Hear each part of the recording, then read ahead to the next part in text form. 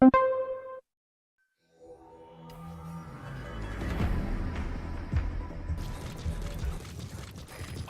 subject is in.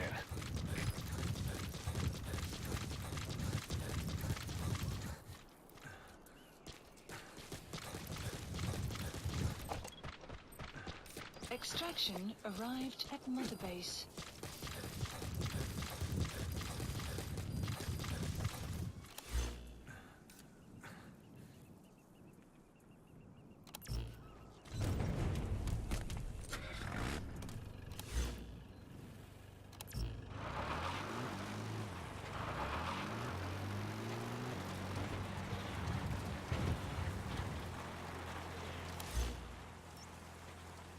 Marker placed.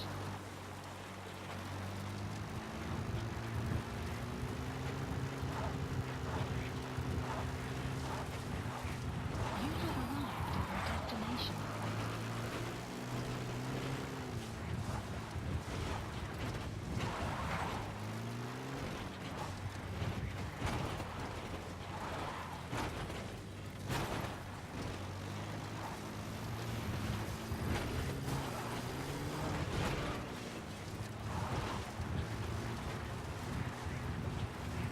You have arrived at your destination.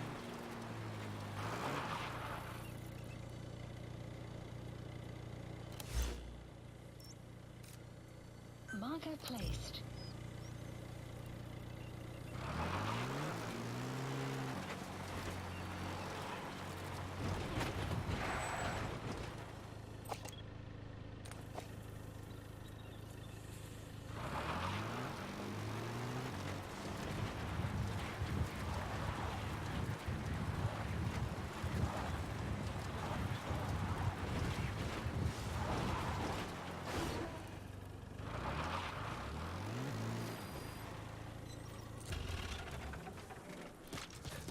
You have arrived at your destination.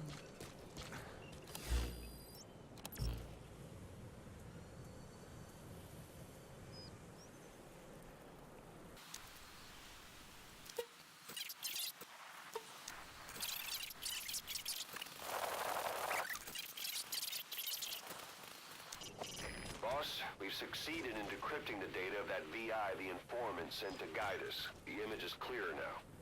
If you compare it to the terrain around you, you should be able to locate the hiding place. Find the target.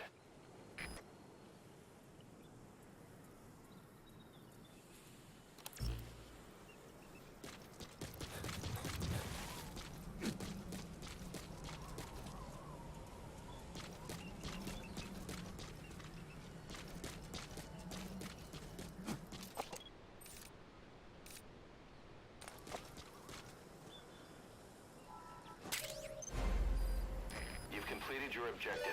Now get out of the hot zone. Mission info has been updated.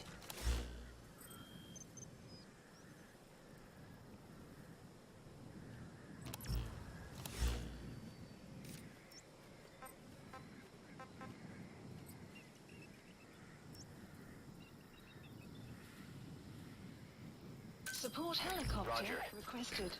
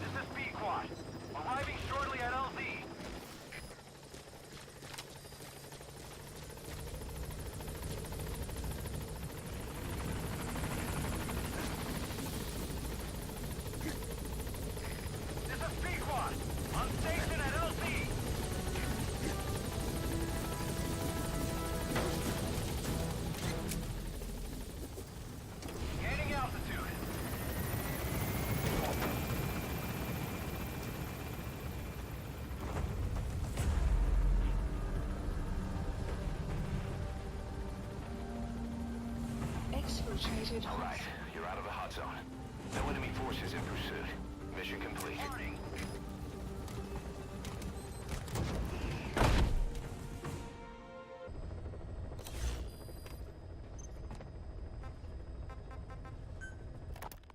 We finished decoding the informant's report. That floating kid we've run into a few times now. Looks like he was a test subject in clinical experiments. The Soviets called him the Third Boy. The Third Boy was brought to a lab on the outskirts of Moscow from Czechoslovakia, after which he was due to be sent to a research center in Leningrad, then Siberia, and finally an academic town in Novosibirsk. It doesn't appear that the researchers witnessed the talents we've seen from him, but nevertheless, he was quite the popular subject. His latent cognitive abilities suddenly awoke en route to Moscow. According to the report, the Third Boy was easily influenced by other individuals' biofields. Evil thoughts, in particular. They affected his mind like a virus. Extreme anger or resentment, motives for revenge, in other words. Now, during the transport flight to Moscow, the boy was exposed to a powerful mental energy field coming from a certain individual. Ever since, being conscious of his powers, he's become a sort of energy generator. What's unique about him is the way his acute telepathic abilities get taken over by another person's will. The boy began to physically parasitize individuals experiencing extreme anger and codify the host's desires. This includes amplifying the host's natural strengths. Or, in accordance with the host's desires, he can also implant program code in another individual, making them a puppet, essentially. Human neural synapses transmit weak electrical currents between neurons. These electrical currents, though at a level difficult to observe, warp the magnetic field outside the body. The Third Boy is able to pick up these weak fluctuations. Contrary to psychotronics, which involves controlling the human mind, his abilities as a receptor are too high. The emotions he picks up from another individual are amplified and unleashed into his body as they recur in his brain. They turn into microwaves, which then affect the physical world, triggering paranormal phenomena like the spontaneous combustion of organic matter or psychokinesis, moving an object without touching it. There's one other thing. While he's parasitizing a host, the boy's ego gets shut away, allowing the will of the host to take control of his powers, like some annoying static drowning out your own voice. That means he isn't responsible for what's been happening. Somebody's extreme anger has manifested through the Third Boy's powers in ways none of us could have predicted, which would mean this was going on somewhere around us. Looking back on it, a lot of things make sense now. The man on fire, Sahelanthropus, they both came to life thanks to the Third Boy's powers. Everything has been happening through him as a catalyst. We first saw him in the hospital on Cyprus. The boy parasitizing the man on fire's desire for revenge gave him his new abilities in return. He next appeared at the Hamid Fighters Fort where the honeybee was hidden. There, the boy parasitized Skullface's vengeful mind. He controlled Sahelanthropus, making it do whatever Skullface wanted. Same goes for when we extracted Emmerich onto the chopper. When he appeared at the Devil's House in Central Africa, Skullface's will controlled the man on fire via the Third Boy's powers. Everything is clear up to this point. But even the informant couldn't pinpoint who the host was in the cave within Serac power plant. Sahelanthropus suddenly became active, then crushed not only the man on fire, but Skullface as well. Surely neither of them could have been the host. Who else was at that location and bore anger more extreme than either of them? Whose will was controlling Sahelanthropus? According to the report, emotions transmitted in children's brains affect the surrounding magnetic field more strongly. Cerebral nerves are covered with insulation called myelin sheaths to increase impulse speed. The reason for this leakage has to do with the fact that children's myelin sheaths are still developing. So, how many children do you remember being there? Children with a burning desire for revenge and bearing a grudge against you. I can think of only one. Eli. We don't know what kind of life he's had, but the resentment he's shown toward adults is nothing short of extraordinary. The third boy resonated with Eli's mind. And that means Eli bore the strongest animosity of all individuals within the boy's reception range, estimated to be a 3-mile radius, beating out even Volgan and Skullface. The third boy has probably remained hooked on Eli's anger since. You remember at the Devil's House, the third boy showed an interest in Shabani? That must have been his ego making a rare appearance.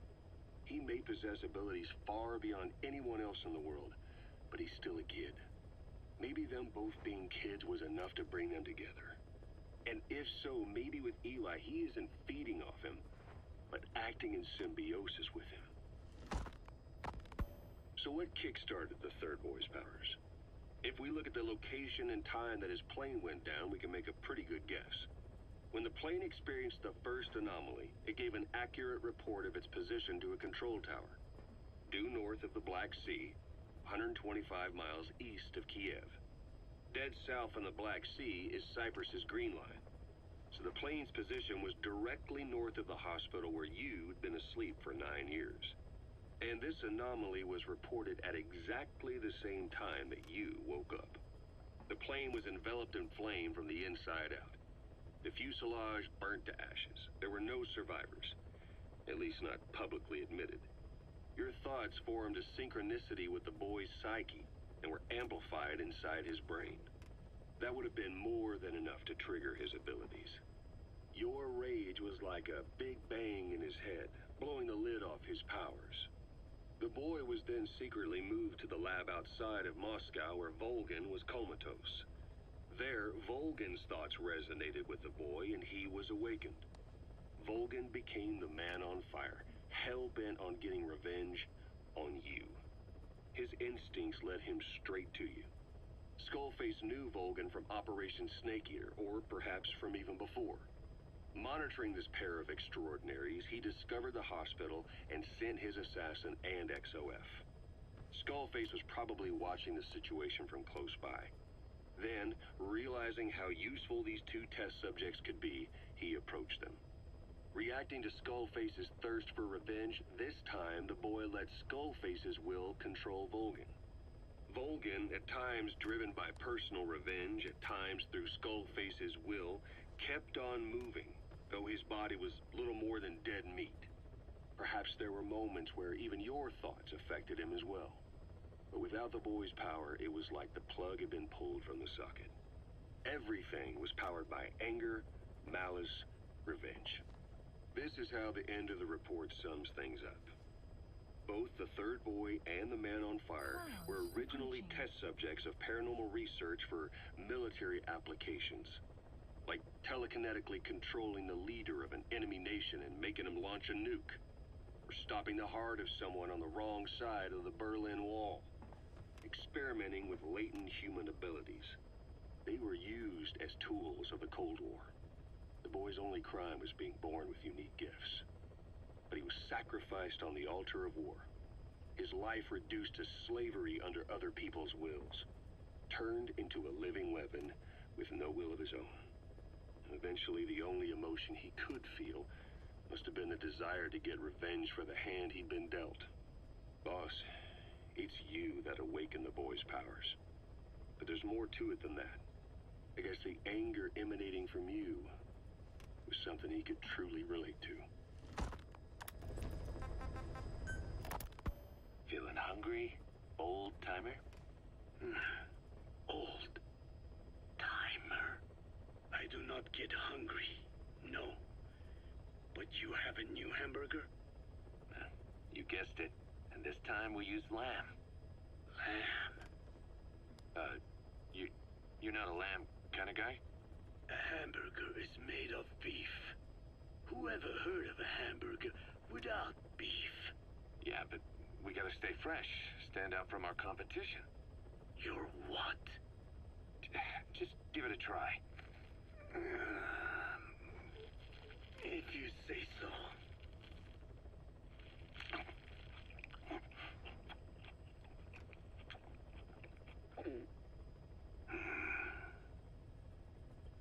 Not bad.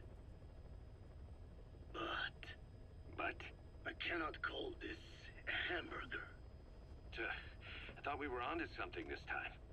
Maybe the problem is that it looks like a regular hamburger. Gotta think outside the box. Too much baggage if they come in expecting just another burger. Let's see, cotton candy? To make it look like a sheep? Yeah. Just a minute. You really think people would eat that? What is it you are planning? Are you using me? A taste tester? A one-man focus group? Well, actually, already started. I got a place called, Miller's Maxi Buns. You are kidding me. Well, to be honest, business hasn't been great. No one seems to like my, buns. The Ocelot said Diamond Dog's budget did not add up. But you don't mean to tell me. What? No. Our black budget's got it all covered. I'm not embezzling GMP or anything. Still, let's not say anything to Snake, okay? Very well. However, Kazuhira, it takes more than premium ingredients and a clever recipe to satisfy the palate. Okay. So what do we do? The palate seeks one thing: chemical additives. Chemical additives. There is nothing mysterious or spiritual about good flavor.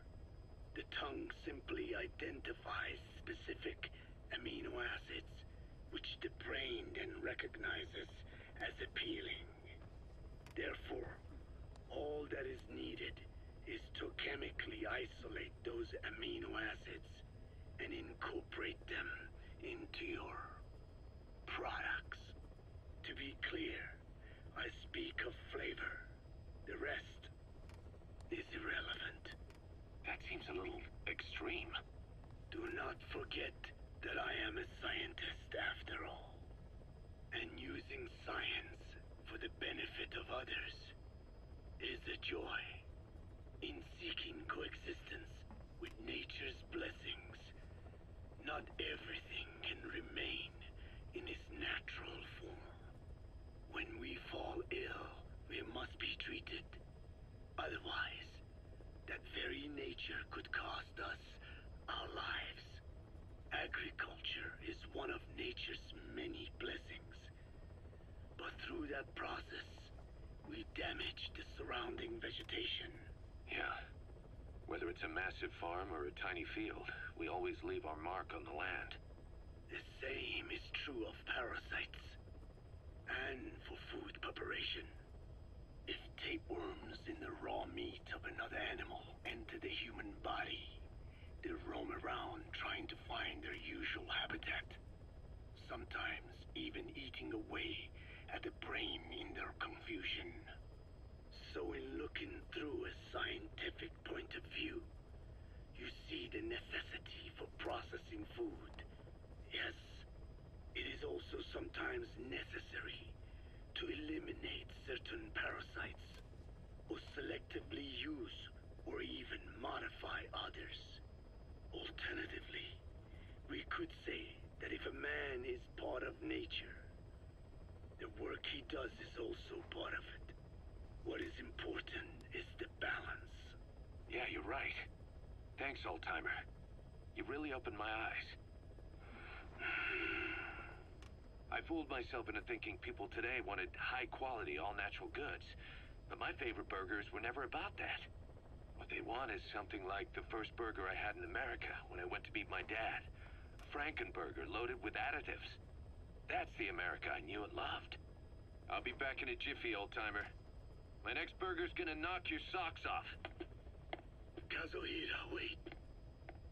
What is important is how we balance the... quick for a one-legged man. Franken